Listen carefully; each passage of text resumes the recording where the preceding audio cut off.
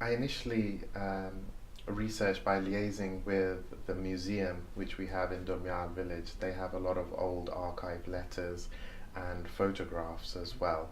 So that was my primary source initially. But then also searches on the internet as well. We managed to locate textbooks and journals and war speeches that had references to our village, Dulmial.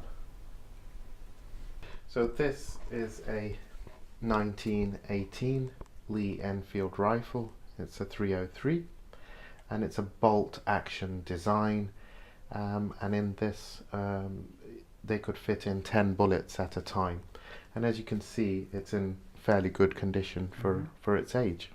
And over here we have a bronze medallion or plaque, also known as a death penny as well. So this was issued to soldiers and their families, who were soldiers who died in the Great War. And this one was issued to the family of Lance Naik Ismail Khan, who was with the 33rd Punjabis, and he was actually from Durmial village, my ancestral village, and unfortunately he passed away in the Battle of Lewes in 1915. So when I was growing up in the 70s, there was a lot of racism at that time in Great Britain. And often we used to get, asked, what have you ever done for this country? And at that point, we weren't empowered with the history that in World War One and World War Two, how much of a massive contribution there was from undivided India.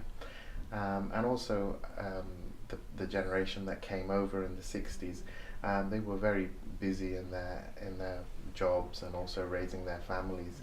They weren't in those kind of community leadership positions or academic positions where they could articulate that history back to the general public at that time.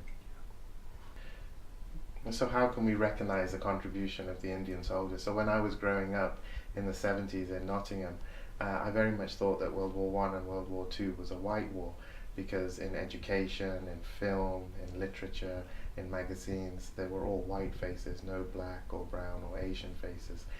But even now, all these decades later, the curriculums still don't reflect the contribution of the Commonwealth and undivided India in the Great War.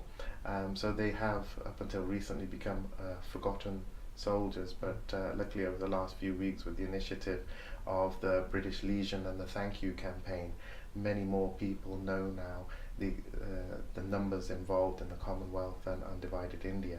But still we need to push for a change in the education curriculums of history to involve what happened in the British Empire and how these Commonwealth countries were formed initially.